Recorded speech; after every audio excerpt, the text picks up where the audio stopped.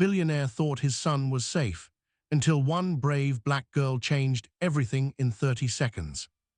Ethan Kingsley was 11 years old, the only son of billionaire tech tycoon Richard Kingsley. He had everything money could buy: private tutors, luxury cars, elite schools, but there was one thing money couldn't fix. Ethan couldn't walk properly. A childhood accident had left his legs weak, forcing him to use braces and sometimes a wheelchair. At school, he tried to disappear into the background, keeping his eyes low, his words fewer. But bullies don't ignore silence. During lunch breaks, whispers followed him, sometimes laughter, sometimes cruel imitation of the way he walked. Richard Kingsley believed his son was protected. He had guards, cameras, and a prestigious school. What he didn't know was what happened when no adults were watching. The late September sun hung low and lazy over Lincoln Middle School, painting long shadows across the cracked asphalt behind the sports building. Most students had already streamed toward the buses or the parking lot where parents waited with engines idling, but Ethan Carver remained. He always took the long way, never the crowded main corridor, never the shortcut past the gym doors where the basketball players liked to accidentally shoulder-check him. Today, though, the long way had betrayed him. They were waiting. Three of them: Tyler Grayson, whose father owned the only car dealership in town and therefore believed the world owed him deference; Marcus Reed, who laughed at everything Tyler said whether it was funny or not; and quiet, hulking Diego Alvarez, who mostly just stood there like a brick wall with a pulse. Ethan saw them too late. "Race time, robot legs," Tyler called, voice bright with practiced cruelty. Before Ethan could pivot on his crutches, Marcus darted forward and kicked the right one sideways. Aluminum clattered against concrete. Ethan's bad leg buckled instantly. He went down hard, palms slapping the ground, the breath punched out of him.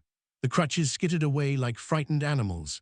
Pain flared up his thigh, familiar and vicious, but it was the laughter that hurt worse, sharp, barking sounds that echoed off the brick wall.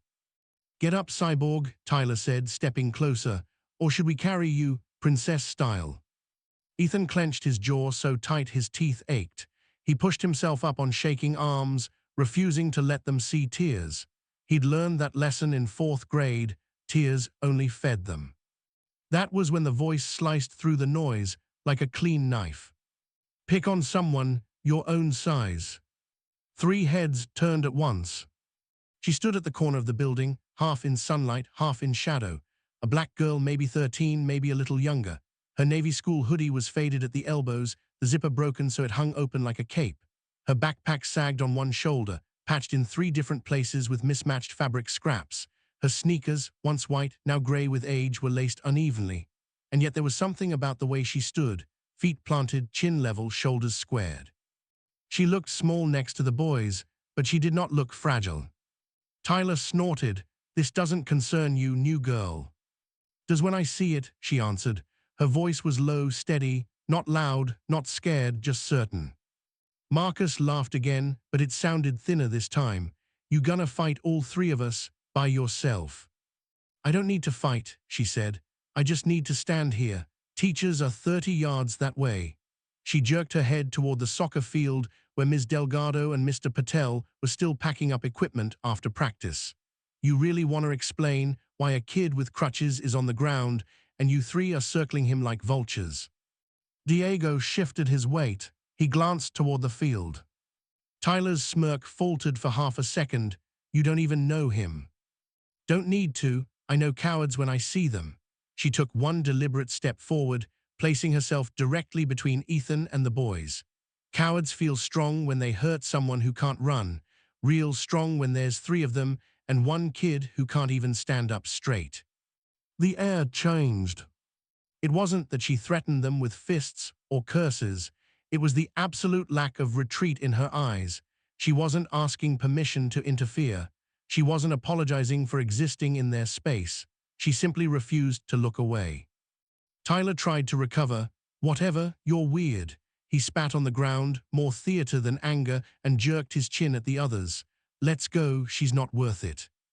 Marcus hesitated. Diego was already turning. One by one they backed away, trying to make it look casual, like they'd been planning to leave anyway. Tyler threw a final glare over his shoulder. "This ain't over, Carver," but the words sounded hollow now, like an echo of something he used to mean. Silence settled. Ethan realized he'd been holding his breath. The girl turned to him then. She crouched slowly, careful not to startle him, and picked up the fallen crutch. She held it out, grip first. "Here," she said softly. Ethan stared at her hand, long fingers, chipped purple nail polish, a thin silver ring on her thumb. Then he looked up into her face.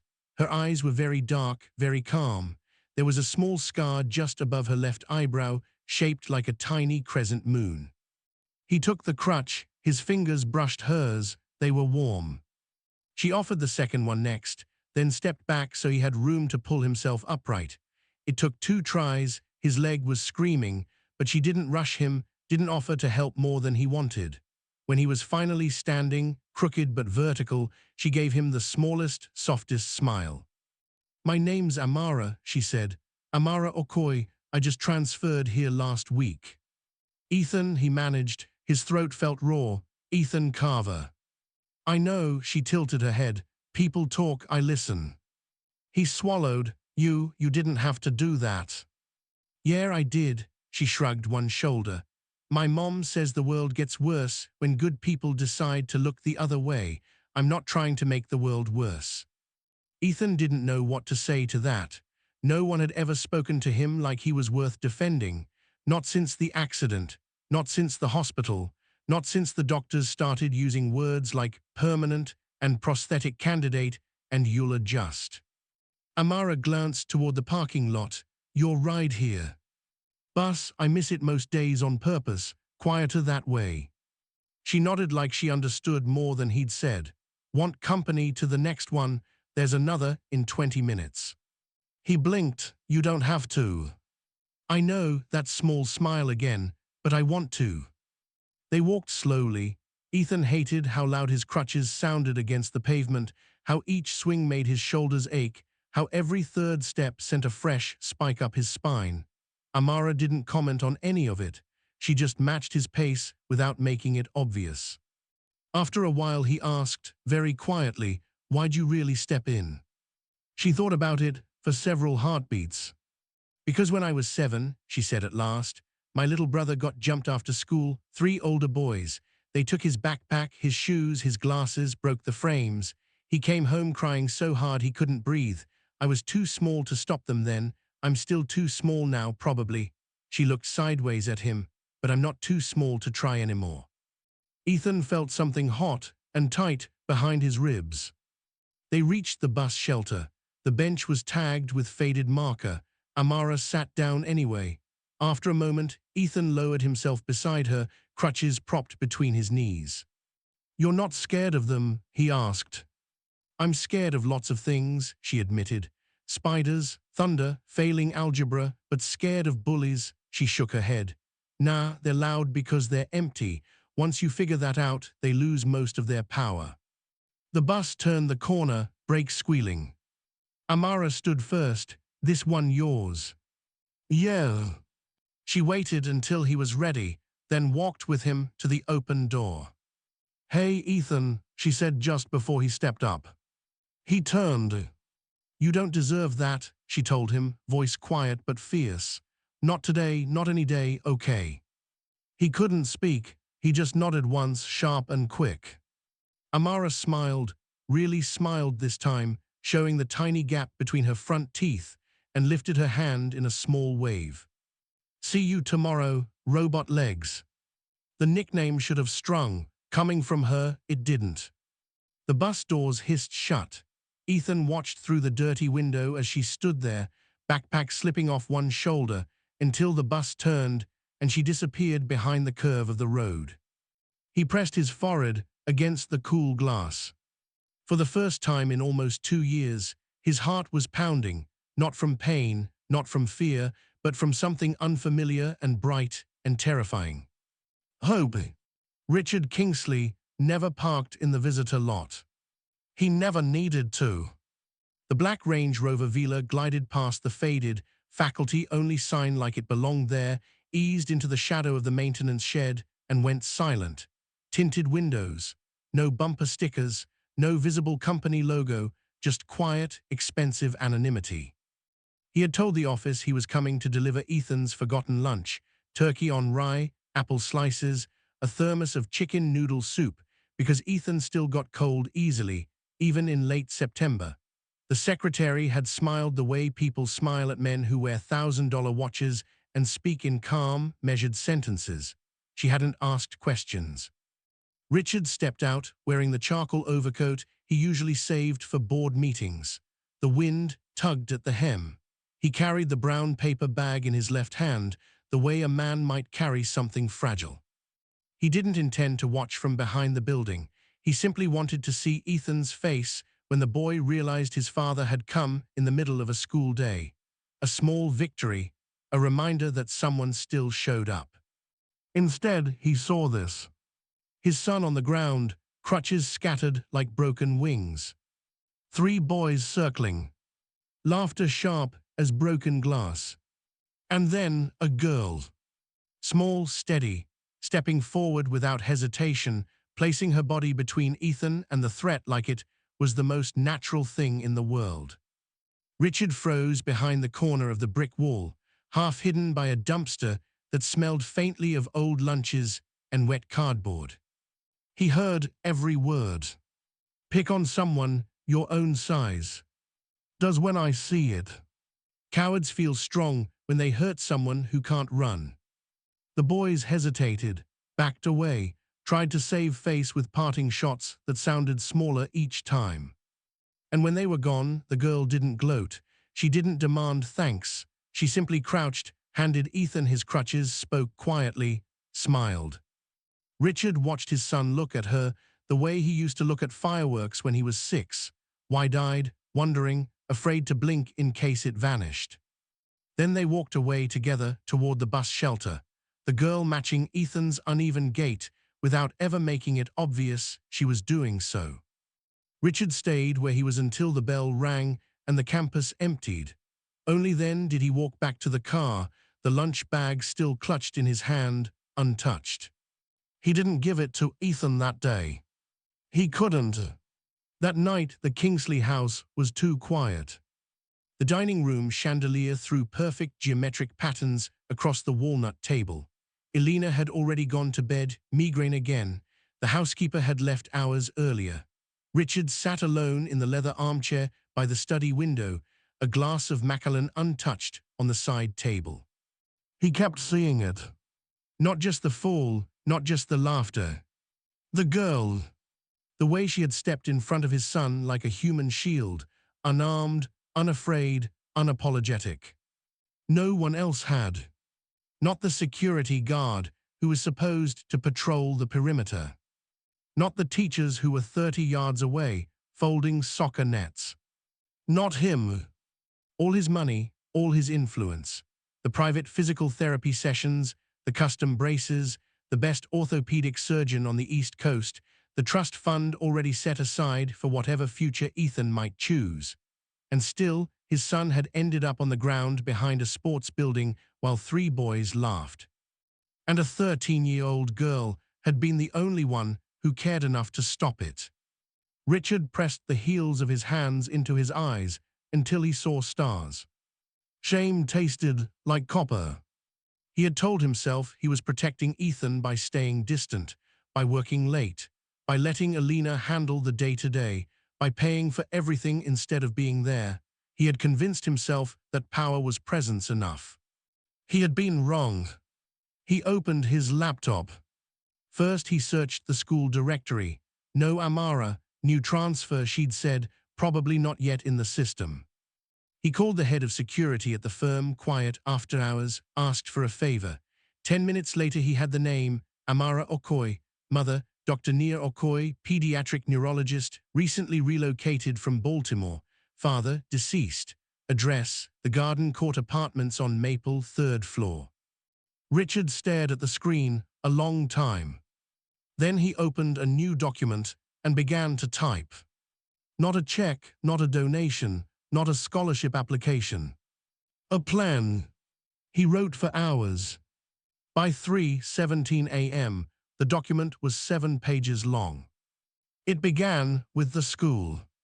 Security cameras at every blind spot, trained personnel, not rent-a-cops, a zero-tolerance policy with teeth, not just posters in the hallway. Then the students.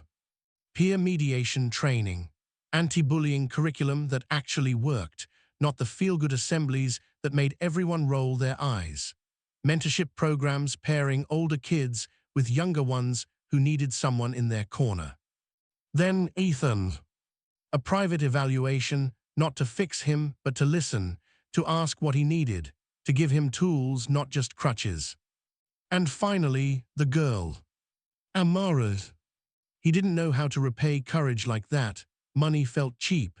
A scholarship might insult her mother's pride, so he wrote something else entirely. An invitation. Not to charity, not to pity. To partnership. Because if a child could stand between his son and harm when grown men looked away, then maybe the world needed more children like her to show the rest of them how it was done. Richard closed the laptop. Outside, the first grey light of dawn crept across the lawn. He stood, walked to Ethan's room, and eased the door open. Ethan was asleep, one arm flung over the covers, the other curled protectively around his bad leg, even in dreams. The nightlight shaped like a crescent moon glowed softly on the dresser, the same one he'd had since he was 4. Richard stood in the doorway a long time. Then he whispered, so quietly he barely heard himself. "I'm sorry." And for the first time in years, he meant it. The next morning, he would call the school superintendent. He would request a meeting.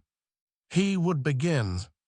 Because power, he realized, was never about how much you had. It was about what you did when someone else had none. And a 13-year-old girl had just reminded the richest man in 3 counties what courage actually looked like. Richard Kingsley made a decision that night. One that would change many lives. Starting with his own. The morning of September 29th began like any other at Lincoln Middle School. The first bell rang at 7:42. Lockers slammed. Sneakers squeaked on polished tile. Announcements crackled over the intercom about the upcoming fall dance and the need for volunteers to clean the bleachers. Then the principal's voice came on again, different this time, higher, almost breathless. All students and staff report to the auditorium for a mandatory assembly, immediately. No one knew why. Rumors raced through the halls like wildfire. Someone got expelled. A famous alumnus was visiting. The cafeteria chicken nuggets were recalled again. By 8:15, the auditorium was packed. Folding chairs groaned under the weight of 800 middle schoolers. Teachers stood along the walls, arms crossed, whispering. The stage lights were up full, which almost never happened except for the talent show. Principal Nguyen stepped to the podium first. She adjusted the microphone with shaking fingers. "Good morning, everyone," she began. "We have extraordinary news." She paused, glanced toward the wings. A man in a charcoal suit walked out. Richard Kingsley. The room went still. Not silent. Silent would imply people were merely quiet. This was stillness, the kind that happens when the air itself forgets how to move. Parents whispered his name in grocery aisles. His company's logo was on half the tech in the building. And now he was here, on their stage, carrying nothing but a slim leather folder. Principal Nguyen stepped aside. Richard approached the microphone slowly. He didn't smile the politician's smile. He didn't wave. He simply looked out at the sea of faces, searching, it seemed, for one in particular. "Thank you for having me," he said. His voice was low, calm, the way a man speaks when he's already decided something irreversible. "I'm not here to give a speech about values or character. You've heard those before. They usually come with handouts and posters and last about as long as the assembly." A few nervous laughs rippled. He didn't laugh back. Yesterday, I witnessed something that reminded me what those words are supposed to mean. He paused. Behind the sports building, after school, a boy was attacked. 3 others thought it was funny. Murmurs started, eyes darted. Tyler Grayson sank lower in his seat near the back. No teacher arrived in time, Richard continued. No security guard, no one. The room felt smaller. But one student did. He turned toward the wings. Amara Okoye, would you come out here, please? A collective gasp rolled through the auditorium like a wave. Amara appeared at the edge of the curtain.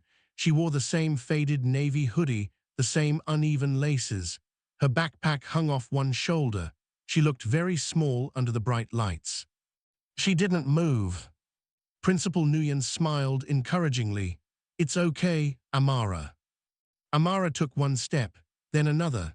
She walked to center stage like someone walking into cold water, slow, deliberate, eyes wide. Richard waited until she stood beside him. Then he turned to the audience.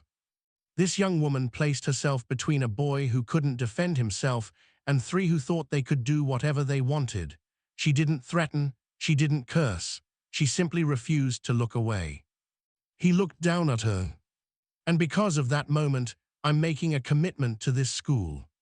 He opened the folder. Effective immediately, Kingsley Enterprises will fund a complete transformation of Lincoln Middle School. He began to list them. State-of-the-art security cameras covering every blind spot. Trained, full-time campus safety personnel, not contractors. A genuine zero-tolerance anti-bullying policy with mandatory counseling, restorative justice circles, and when necessary, legal consequences. Complete accessibility upgrades.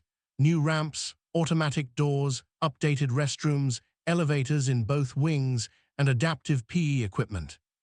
Dedicated counselors available daily for any student who feels vulnerable, isolated, or unsafe. The teachers were nodding. Some had tears in their eyes. But Richard wasn't finished. He closed the folder. And one more thing. He turned fully to Amara. Miss Okoye, your mother is Dr. Nia Okoye, correct? Amara nodded, barely. She's a brilliant pediatric neurologist who has spent her life helping children. She's also been fighting health challenges of her own. I've spoken with her medical team, privately, with her permission. Amara's eyes widened. I'm establishing a full scholarship in your name, not just for middle school, not just for high school, for college, graduate school if you choose, housing support so you never have to worry about rent, medical coverage for your mother so she can focus on healing instead of bills, and an annual stipend for books, technology, travel, whatever helps you keep learning and growing. The auditorium was so quiet you could hear the hum of the overhead lights. Amara's lower lip trembled. Richard knelt so he was eye level with her. This isn't charity, he said softly, just loud enough for the microphone to catch. This is recognition. You showed more character in 30 seconds than money can ever buy. You reminded me, and everyone here, what courage looks like. He stood again. Then he addressed the entire room. I want every student in this school to know something. If you see wrong being done and you do nothing, you are part of the problem. If you see someone hurting and you step forward anyway, you are part of the solution. He looked straight at the back rows. I will be watching. Not a threat, a promise. Then he turned to Amara one last time. Thank you, he said, for showing us all how it's done. He offered his hand. Amara stared at it for a long heartbeat. Then she took it. The applause started small, one person, then 2, then it crashed like thunder. Students stood. Teachers clapped until their palms strung. Even the kids who usually rolled their eyes were on their feet. Amara's cheeks were wet. She didn't try to hide it. Somewhere in the 3rd row, Ethan Carver watched. He hadn't clapped yet. He couldn't. Because he was smiling, really smiling for the first time in months. Not the tight, careful smile he used to hide pain, a real one, crooked, bright, alive. Richard stepped back from the microphone. Principal Nguyen returned, wiping her eyes. As the assembly began to break up, Richard leaned down to Amara again. "This isn't the end," he murmured. "It's the beginning. If you ever need anything, you call me directly." Amara looked up at him, tears still shining. "Why?" she whispered. "Why me?" Richard glanced toward the audience, found Ethan's face in the crowd, held his son's gaze for a moment. Then he looked back at her. "Because someone has to teach the grown-ups how to be brave again." He straightened. The lights dimmed slightly. Students began filing out, buzzing, whispering, some crying, some laughing in disbelief. Richard remained on stage a moment longer. He watched Amara walk down the steps, still dazed. He watched Ethan stand slowly, crutches steady, and move toward the aisle. And he watched the two of them find each other near the doors, Amara reaching out, touching Ethan's arm, both of them smiling through tears. Richard Kingsley exhaled. He had come to the school expecting to give money. Instead, he had found something he thought he'd lost forever. Hope. But he still wasn't finished. Not even close. Because a scholarship and cameras were only the beginning. The real change, the hard, quiet, daily change, was just starting. And he intended to be there for every step of it. 3 weeks after the assembly, on a crisp October afternoon, Richard Kingsley called a small press conference in the school library. No red carpet, no flashing cameras on risers, just folding chairs, a single podium, and a banner that read simply, "Kingsley Foundation for Safe Schools." He wore the same charcoal suit, but the tie was loosened. For once, he looked like a father more than a CEO. Reporters from local stations, a few national outlets, and even one viral education blogger sat waiting. They had expected another check, another photo-op donation. Instead, Richard stepped to the microphone and said, "I'm not here to announce another building or another fund today." He paused, letting the quiet settle. "I'm here to announce a person." He gestured toward the side door. Dr. Nia Okoye walked in first, tall, elegant, her natural hair pulled into a neat twist, wearing a simple navy blazer that still carried the faint scent of hospital antiseptic. Behind her came Amara, hoodie swapped for a soft gray sweater, eyes bright but wary. The room murmured. Richard continued. Dr. Okoye spent 15 years as a social worker before becoming a pediatric neurologist. She has worked with children who have disabilities, children who have been bullied, children who have been forgotten. She has fought insurance companies, school boards, and sometimes entire systems so that one more child could have a chance. He looked directly at Nia. Today, I am proud to appoint Dr. Nia Okoye as the founding executive director of the Kingsley Foundation. Its sole mission, to protect and empower disabled children and victims of bullying across the country. We will fund research, train educators, support families, advocate for policy change, and most importantly, listen to the kids themselves. The reporters scribbled furiously. Then Richard turned to Amara. And because this work began with one girl who refused to look away, every major decision the foundation makes will include youth voices, starting with Amara Okoye, who will serve as our first youth ambassador. She will be paid a stipend, given staff support, and treated as a full partner in shaping programs. Amara blinked rapidly. Her mother reached over and squeezed her hand. The internet did what the internet does best. Within 40 minutes, the first headline appeared. Billionaire hands the keys to a 13-year-old and her mother. By evening, it was everywhere. TikTok stitched reaction videos of people crying at their desks. Twitter, still called that then, trended Amara Okoye and Kingsley Foundation for 36 hours straight. A late-night host called it the most human thing a billionaire has done since, maybe ever. Comment sections filled with variations of the same sentence.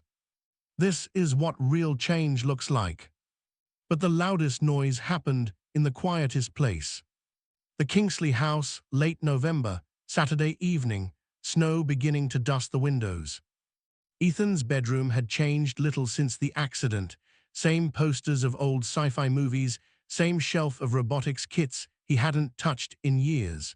But now there was a second chair pulled up to the small table by the window. A chessboard sat between them mid-game. Amara sat cross-legged on the chair, chin in her hand, studying the board like it owed her money. "You're taking forever," Ethan teased. "Because you keep setting traps," she muttered. "I'm not falling for the queen's sacrifice again." He grinned. "It worked twice last week." "That was last week. I'm evolving." She moved her knight. He countered with his bishop. She groaned dramatically. "You're evil." "I'm strategic." They played 3 more moves in comfortable silence. Then Amara asked, without looking up, "Do you think they'll still make fun of you?" Ethan's hand paused over a rook. "I don't know," he said honestly. "Some will, some always will, but it feels different now." She nodded, "Because someone saw." "Yeah." He looked at her across the board. "And because you didn't let them win." Amara finally met his eyes. "I wasn't trying to win, I just didn't want you to lose." Ethan swallowed, then very quietly, "Thank you." She shrugged, but her smile was soft. "You're welcome, robot legs." He laughed, the real laugh, the one that started in his stomach and made his shoulders shake. They finished the game. She won. He pretended to be outraged. She pretended to gloat. Afterward, they wheeled over to the window and watched the snow fall. Amara pushed his chair. He didn't protest anymore. It had become their rhythm. Years passed the way years do, slowly, then all at once. Amara graduated middle school, then high school, then college with a double major in social work and public policy.